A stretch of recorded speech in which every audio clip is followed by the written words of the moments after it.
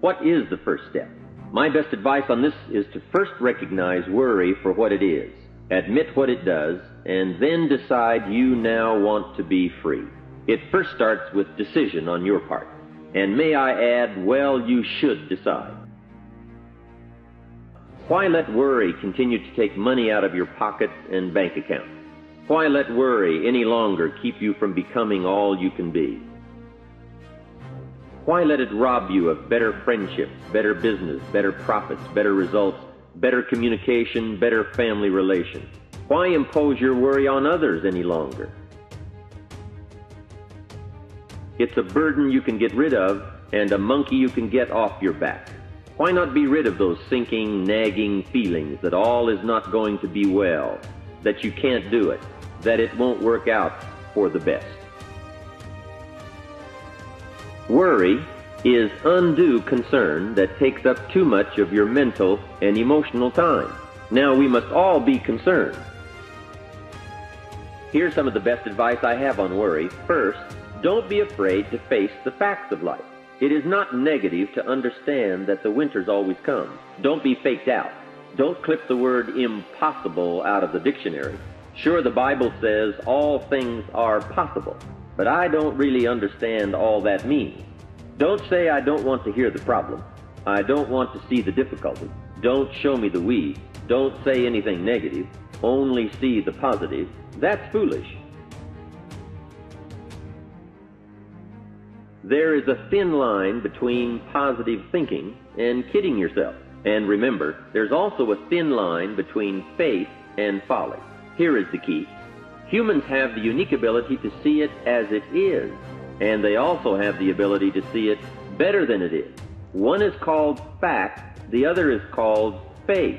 Faith you develop, facts you acquire. The facts you acquire are essential. It's like belief. You constantly must find facts to support your belief. Faith says, I will move mountains. It doesn't say, I will move mountains if someone gives me a bulldozer. I'll move a mountain if they will build me a road up there, if the weather's nice, if they give me a shovel. Faith just says, I will move mountains. Faith doesn't ask for a result to prove its existence. Faith is because it is. And remember, people die for faith. And some people give up everything they own, their life, for faith. Here is a good prayer. Help me to see it as it is, and help me to see it better than it is, and then inspire me to act. Facts and faith and action. What a combination for personal progress. And action puts fear to flight. An Old Testament phrase says, watch the ants, you sluggard. Consider their ways and be wise. Not a bad suggestion. The second major key to mastering worry is to respond. Build up inside of you that heavy desire to be free, to get on with building your life and lifestyle. Too much is waiting to delay. Take a new look at your opportunities. Figure out new ways to seize them immediately and make them work for you. And here is a key. Bring a new dedication that you will master yourself with enough discipline to be more than qualified to do the present job and prepare yourself for the next move up. Expose yourself to every stimulation possible that will put all this in perspective. Now let's move on to a very important point, and that is the best answer to worry is confidence. First, self-confidence. I can better handle next winter. I have a strong shelter. It is stocked with supplies. I now know how to take advantage of the spring. I'm going to plant better crops and bigger crops. I can last through the summer. I won't quit this time. I'll study weeds and how to get rid of them. I'll be less frightened of the changing weather and the quick storms.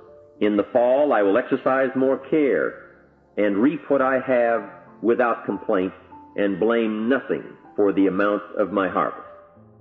I'll learn to save a fair portion so that I can survive the bad seasons when out of control the hailstorm comes and it all goes wrong. Now we must consider this. The most fatal deterrent to self-confidence is guilt. Not doing all you know how to do to the full extent of your present ability weakens the foundation for confidence. The biggest part of worry comes from the lack of this personal confidence. And lack of confidence comes from two major things. First, no goals or plans. And second, no daily discipline to achieve. The inaction to cure or handle small tasks is what starts the guilt process. And that always tends to make you look at what's wrong and expect the worst. So listen to the voices of creative experience.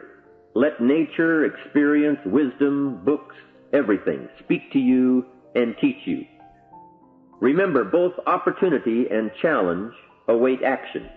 Everything yields to diligence. It's not what you can do, it's what you will do that counts. And undeveloped ability comes from three problems. First, lack of inspiration to find out. Second, lack of reasons to learn. And third, lack of applied time and action for developing those abilities. And so we come right back to the theme of our entire enterprise, self-development. Learn to work harder on yourself than anything else. The key to all success in economics or mental health is self-development. It will all change for the better when you change for the better. It's what you become that really counts. And you are the only variable. So a good statement is, you can't be all positive. You can't be all confident. You can't be all faith. But confidence and faith and courage and inspiration can dominate worry and fear. Physical and emotional forces are always at work, and something will win and conquer. Make sure you give yourself the best chance to get mental and emotional domination over all of your challenges. And here is one of the master keys to the good life: developing the intelligence and accepting the challenge of putting all of your emotional experience into their rightful ratio. Beginning this progress can bring about the most dramatic changes. Hey, life is no joke except to the jokers. Life and how to live it is a serious matter. It is risky, full of peril, and there are constant threats to the good we want and to the pursuit of happiness. However, it is undue concern, or concern that takes up too much mental time, that begins the harm. Think back over all the things that you worried about, all the fantastic, catastrophic events that your well-meaning advisors had told you were going to happen. Be pleased that none of them ever happened to you, or else you would not be alive today. 90% of the things you worry about never happen anyway.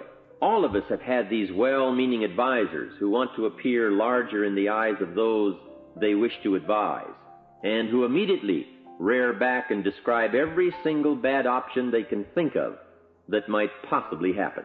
By the time they have finished, the one who has come for some confidence and some help wonders why he even bothers to live anymore. And the fact is, those things are never really going to happen anyway. It's like a family planning a wonderful trip. While they certainly should be concerned about the condition of the car, the tires, and making sure they pick the proper route, it would be foolish to allow themselves to be completely turned negative with the thought that they might crash and kill the entire family. If that were the case, even if they went, the entire trip would be turned into one nightmare of fear with the specter of chaos looming around every curve, rather than enjoying the wonderful trip they had planned for themselves and their family. A lot of people do that with their entire life. Bring to question now what your mind tells you or what others tell you, and pledge not to go for false alarms. "I've had it" is a good beginning. This first step will start you arguing with your worry thoughts. Soon you will start to examine your fears and worries to see if they are valid, and you won't let your mind play those mental tricks any longer. It is possible to destroy any emotion you have, including worry and fear, by a very simple process, and that is, analyze it to death. Drag it out on the table and look at it. Weigh it against all of your past experiences. Make sure this one can stand against all the past facts you have. You will now start to use worry instead of letting worry use you. It's a beginning, being in control instead of out of control. You will now let concern and the first signs of worry prompt you to learn, ask questions, and look at all sides in order to evaluate true, positive, constructive action. Now you can say, I will let fear advise me of the facts, but I won't let fear tell me these are all the facts, nor will I let fear determine my reaction to the facts.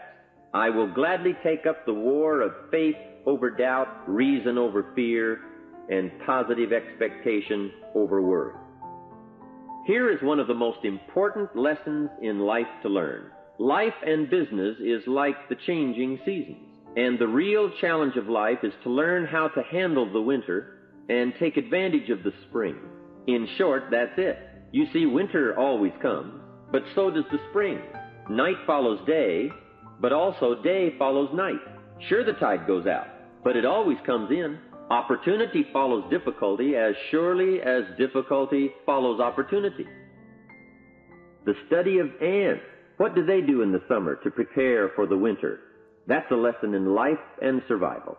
Happiness, wealth, peace, security, success, safety, friendship, reward, results, and all human achievement comes from a growing ability to understand and handle the changing seasons. Each day, each event, each season brings both expected and unexpected challenges that we must think about and make decisions on. Life is like a stream that flows continuously. The better we understand that, the better chance we have to produce good results out of all of our challenges.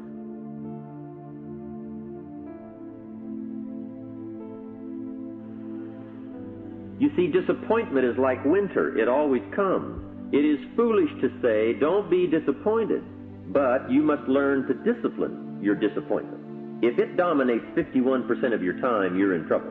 Continued heavy disappointment is like 12 months of winter, and 12 months of winter leaves very little alive.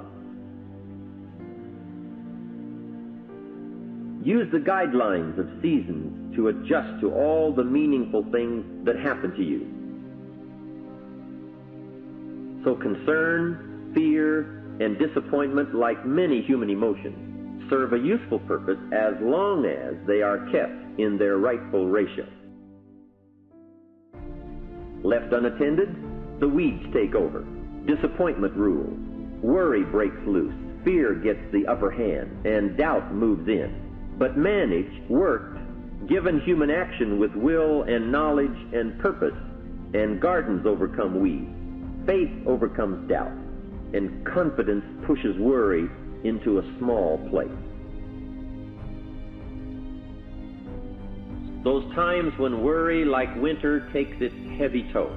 So, we tell it like it is. Winter always comes. So does the night. Some happenings in our life will always be a cause for concern. And sometimes concern turns to worry, and worry turns to fear. But remember, that is to be expected. If you can survive all that has happened to you up to this moment in your life, in spite of doing and thinking many of the wrong things, imagine how you can succeed by now starting to do some of the right things. First, the best answer to worry is confidence, and confidence starts first with awareness.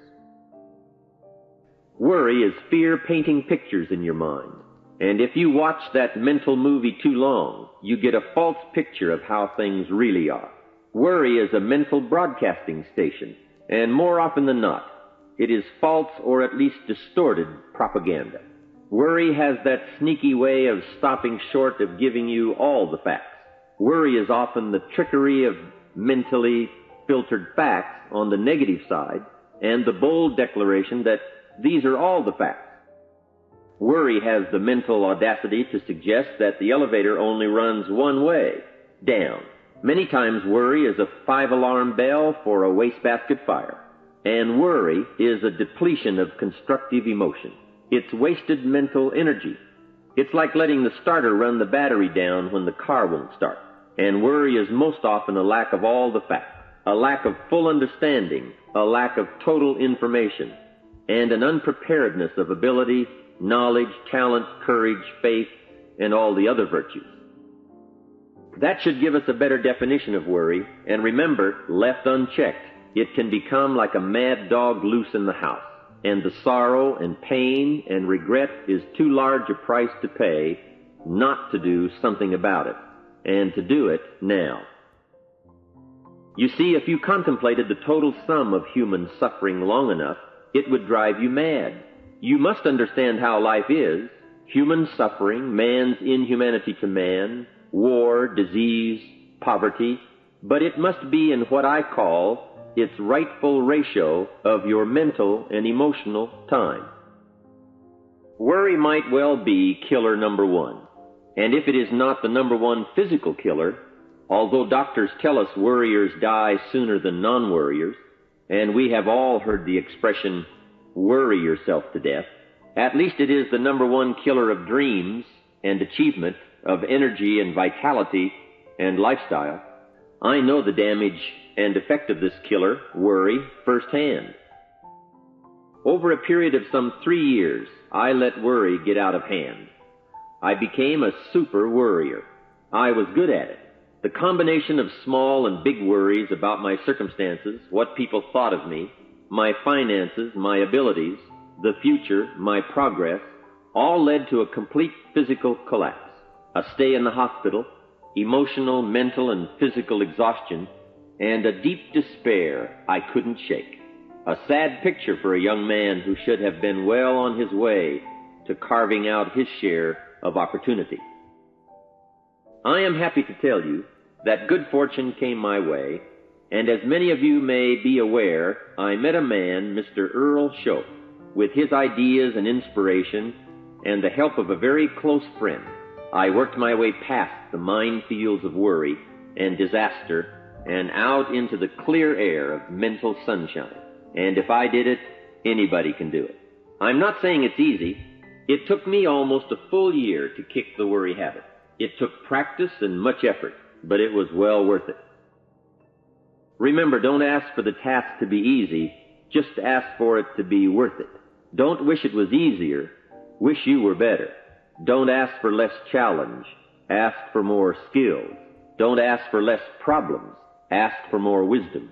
It's the challenge that makes the experience, and life and its color and meaning and adventure for you is this collection of experiences. To wish them away is to wish your life away. If you want to change the results you're getting in the outer world, you have to reprogram your system so it takes you to a different destination. And there's several ways to do it. Let me just give you a couple of ideas. Set a clear goal of where you want to be and what you want to do and what you want to achieve sometime in the future. It could be as simple as saying, I earn X number of dollars by this particular year. Always start a goal with the word I. Always follow it with an action verb, I earn.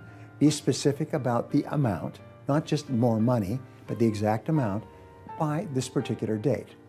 This is accepted by your subconscious mind as a command, like a command from head office down to the manufacturing floor.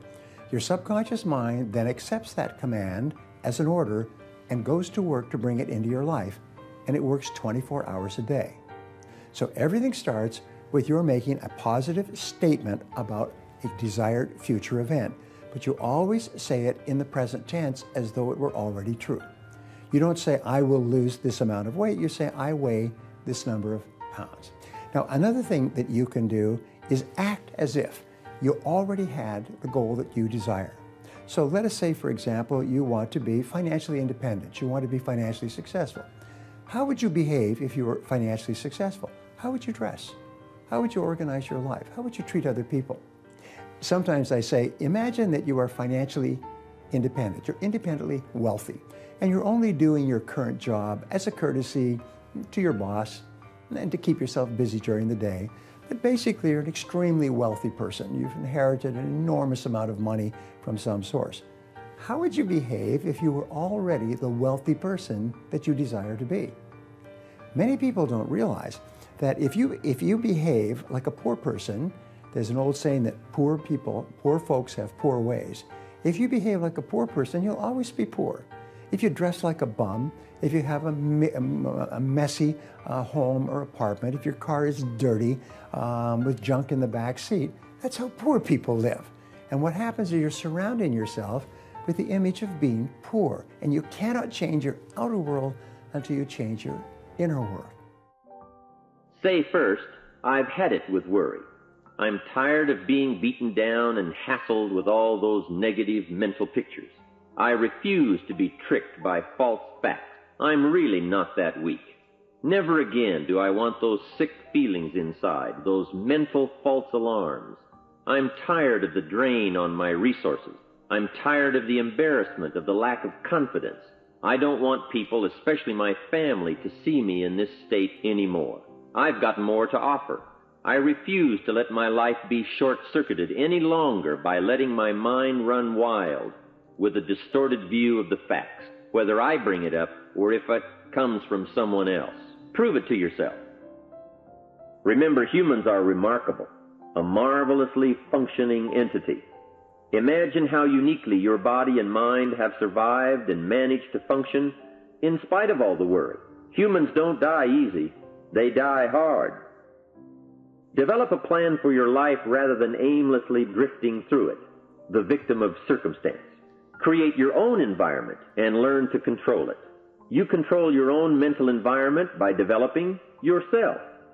So go on a crash program to clean up decisions, get things done, get other things set up and started and organized.